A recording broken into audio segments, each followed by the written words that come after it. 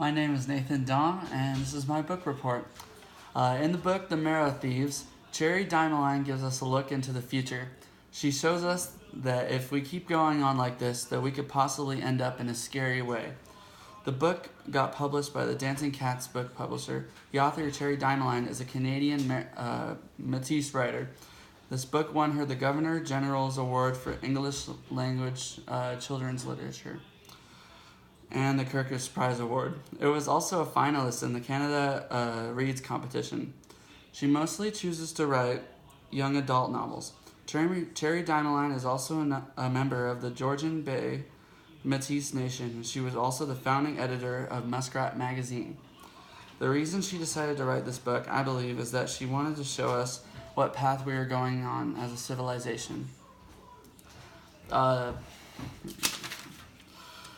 In this book, we follow a 16-year-old named Francis, but he normally goes by Frenchie. The book starts with him and his brother Mitch hiding out in a treehouse, hiding from some people called the recruiters. They're hunting the Native Americans for their bone marrow because regular people are not able to dream anymore. After this scene, Frenchie's brother Mitch gets taken by the recruiters and sacrifices himself so Frenchie can move on. He runs for days and eventually is found by an elder named Miigwans and becomes a part of a new family. Once you get caught by the recruiters, you are taken to a school and harvested for your bone marrow. So Frenchie and his new family have to survive in a world where they are no longer treated as humans. One very noteworthy part of the book is how everyone in Frenchie's new family has a different story about how they got there, and each one is equally interesting. The book is set in 2050. This book addresses climate change and talks about the ice caps melting, which causes lots of natural disasters.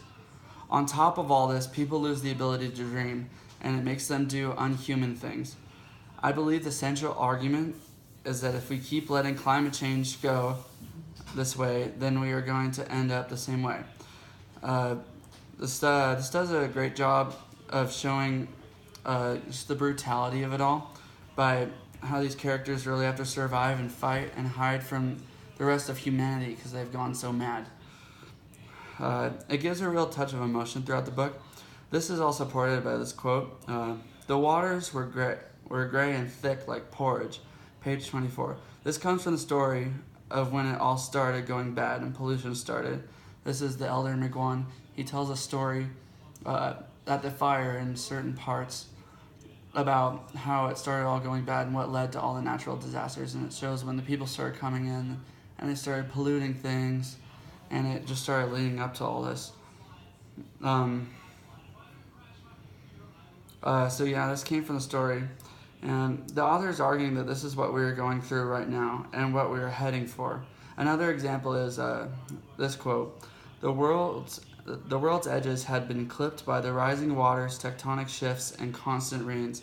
Page 26. This is a different part of the story later. This is about 10 years in the future. The author is predicting that natural disasters will happen if we keep going down this path. This book does a great job of showing how we could end up and has a great organizational structure while doing it. This book definitely fulfills its potential as a dystopian kind of novel. In the end, this book is a great read for anyone. This book showed us what could happen to us as the human race if we keep going down this path. I think this book does sit on a larger scale of importance because of the importance of its subject. I think this book could have a big impact on its genre and literature because of this.